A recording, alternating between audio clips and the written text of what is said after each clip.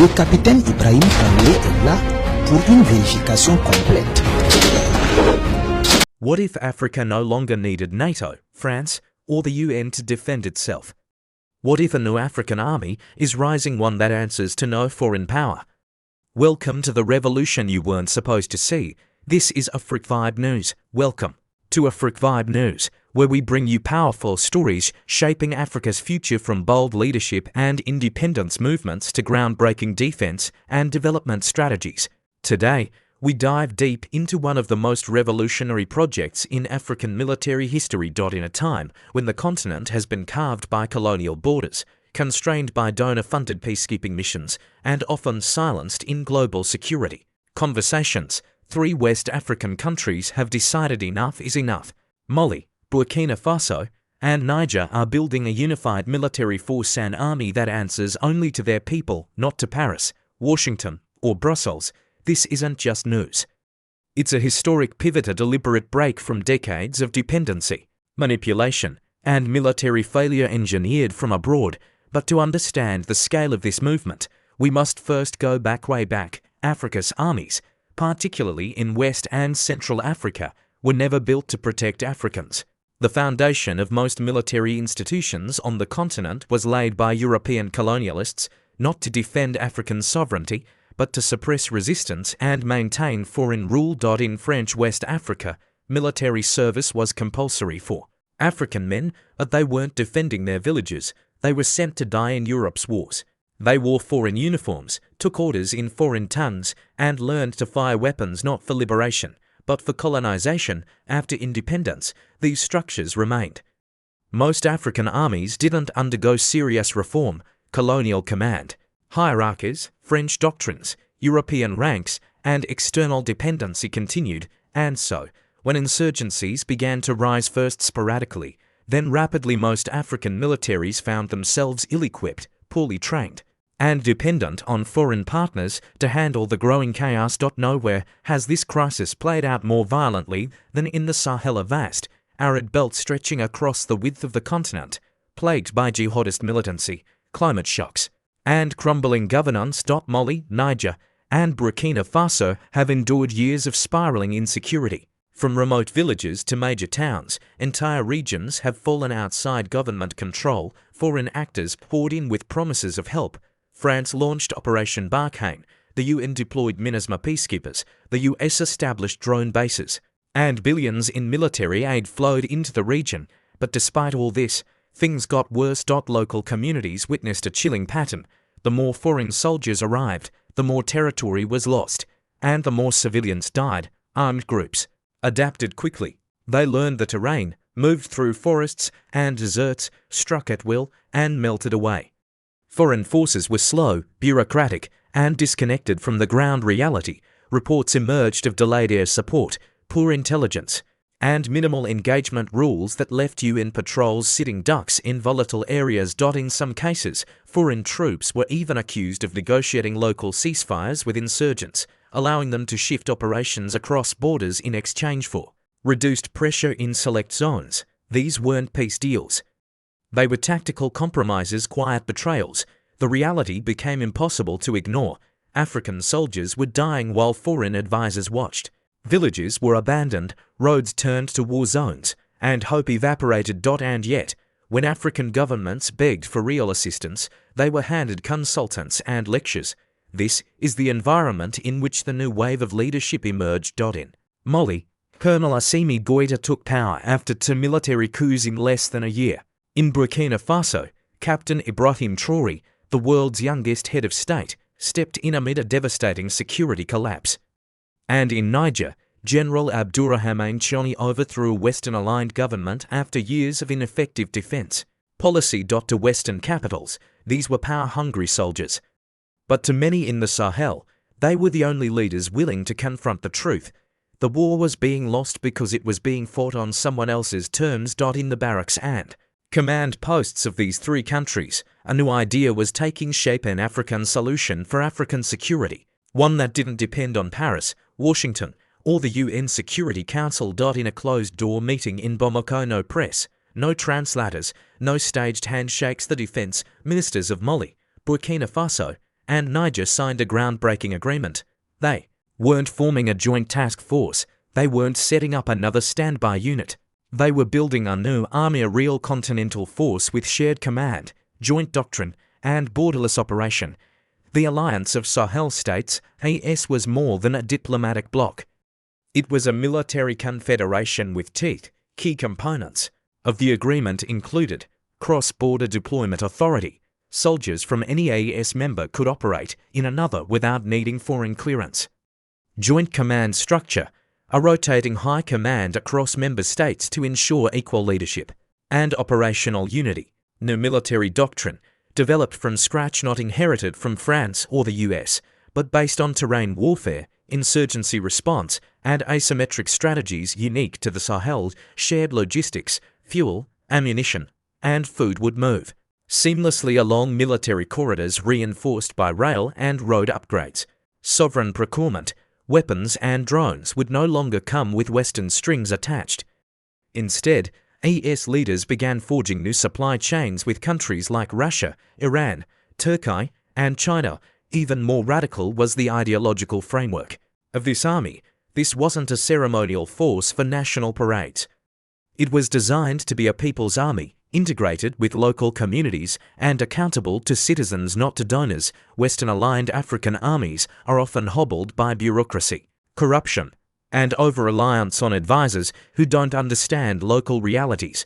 Even the African Union's standby brigades have been criticized for their slow response and lack of cohesion, but the AES is being built differently. It is governed by urgency and necessity, not theory. Instead of outsourcing training, they're establishing their own academies. Instead of copying outdated colonial doctrines, they're writing new ones designed for terrain-based counterinsurgency, low-resource operations, and extreme mobility. And most importantly, the AES military project is fundamentally political. It's a rejection of dependence, a statement that Africa doesn't need to be managed, babysat, or pacified. It can build, lead, and defend itself on its own terms. When Mali, Burkina Faso, and Niger decided to unify their defense strategy, they knew they were starting with broken pieces. These weren't countries flush with military budgets. These were nations emerging from coups, scarred by years of conflict, and exhausted by dependency on unreliable foreign support. What they had was not polished arsenals but scattered troops, fractured doctrines, and a burning determination to never again rely on outsiders. They also had one crucial asset: full control of their land. With foreign bases being closed, diplomatic ties with former colonizers severed, and influence from Western defense contractors removed, these nations could finally rethink everything from how soldiers are trained to how wars are fought. They didn't just want an army, they wanted a new military identity. In most African armies, military doctrine is inherited. France trains one, the US trains another. A British doctrine here, a UN peacekeeping manual there. The result: total disunity and no operational cohesion. Mali's army leaned heavily on French training manuals. Niger's command structure followed American counterinsurgency strategy. Burkina Faso's armed forces had been patchworked by successive governments and military partners. So the AES made a bold decision: throw it all away. Start from scratch. In the second Bamako summit, military leaders and strategists came together to create something unheard of in modern African defense: a joint combat doctrine, not just a shared mission statement, but a tactical guide built from the ground up to reflect the terrain of the Sahel, from Mali's rocky highlands to Burkina Faso's savanna to Niger's desert plains. The enemy's mobility fast, decentralized insurgents using motorcycles, human intelligence networks, and drones. The limitations: low-tech gear, budget constraints, and no real-time foreign intel.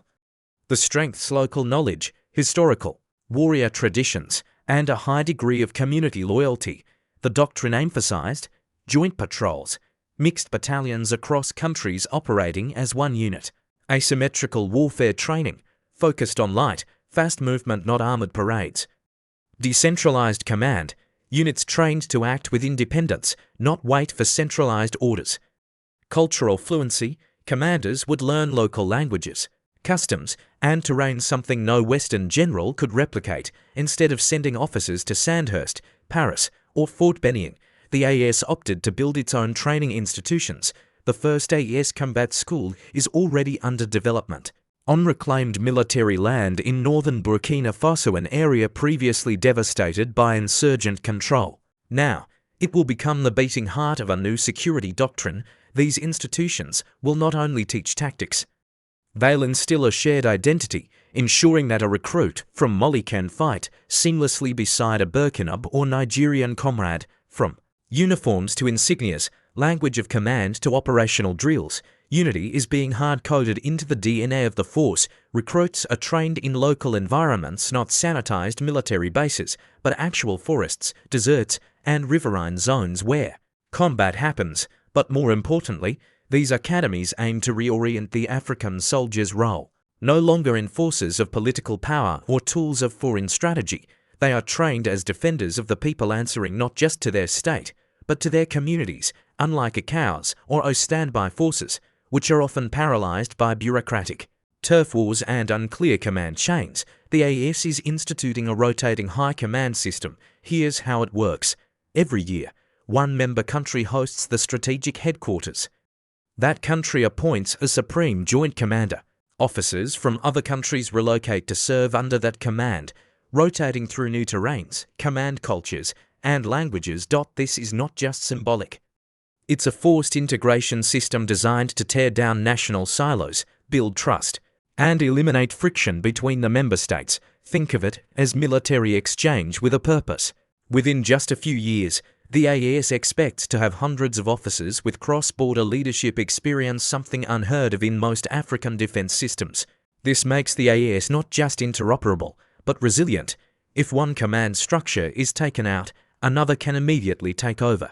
That's battlefield survivability, something foreign trained forces often lack. One of the most revolutionary steps in the AES security architecture is the creation of an independent communications and command network, the AES grid. Western defense systems rely on satellite coordination, cloud-based intelligence sharing, and foreign-operated logistics chains. This creates dependency and vulnerability. So the AES is developing a secure digital infrastructure, reportedly with help from engineers from Algeria, Iran, and even North Korea. This grid includes encrypted field radios immune to interception by Western SIGINT, ground-based data hubs that function under satellite blackout conditions, secure routing lines for command messages, movement orders, and surveillance data. This makes AES one of the few African military bodies capable of operating fully offline, without foreign surveillance or data monitoring. It's not just about privacy, it's about sovereignty, logistics, supply and arms. Breaking away from Western chains, no army survives on tactics alone. It needs fuel, food, weapons, uniforms, and transportation. Traditionally, African countries have imported their defense needs via Western-approved logistics chains, often tied to conditions like loan repayments, election compliance, or diplomatic concessions. The AES has declared this over. At the Bamako coordination meeting, defense ministers designated military corridors across the Sahel road and rail lines that would be upgraded, guarded, and prioritized for troop and equipment movement there, also cutting out old suppliers. Instead of relying on US or European vendors, AES procurement teams are signing contracts with Russia for light arms, armored vehicles, and military trainers, Iran for drone technology, anti-insurgency kits, and digital jamming tools, China for logistics vehicles, surveillance equipment, and communication gear, Turkey for light UAVs, paramilitary protective gear, and mobile command bases. Even more ambitious, the AES is planning a joint arms production zone, ammunition factories in eastern Burkina Faso, drone assembly lines in Niger, combat vehicle repair depots in Mali. This is about long-term sustainability. No more begging for bullets or waiting for spare parts. Africa is beginning to arm itself. The most radical difference between the AES and past African military efforts isn't just in hardware, it's in philosophy. The AES army is not being built as a shield for governments. It's being built as a weapon of the people. In Mali, traditional hunter guilds, the Dozo, long protectors of rural areas, are being formally integrated into the paramilitary patrol framework. In Burkina Faso, civilian watch groups are receiving training to work with the AES on intel collection and logistics. In Niger, tribal elders and community leaders are being embedded into recruitment planning to ensure fair representation and local trust. This isn't about creating militias. It's about ensuring the army grows out of the local soil, not imposed from above. Unlike ECOWAS or standby brigades that appear during crises and disappear after summits, the AES army is becoming permanent, rooted, and emotionally connected to the people it protects, and that makes it dangerously effective, because a soldier who fights for paycheck follows orders. But a soldier who fights for his village never quits. What began as a defense meeting in Bamako is now sending tremors across the globe, because when Africa builds an army, a real army without Western supervision, without NATO coordination, and without IMF signatures, the world pays attention, not because of what the army is, but because of what it represents. This isn't just a military, it's a rejection of an old order. For decades, African militaries were structured to serve as security extensions of the global north. They received funding from France, training from the US, and intelligence from NATO satellites. In exchange, they offered stability on someone else's terms. But what if African nations begin saying no? No to permanent foreign bases. No to security dependence. No to the idea that African defense must be outsourced. This is why the AES project has been met with silence from Paris, discomfort in Brussels, and panic in Washington. On paper, the West has said little. No formal condemnations, no emergency press conferences. But behind closed doors, intelligence agencies, foreign ministries, and think tanks are scrambling. Here's why. France has lost permanent troop presence in Mali and Burkina Faso. Its influence over the region is collapsing.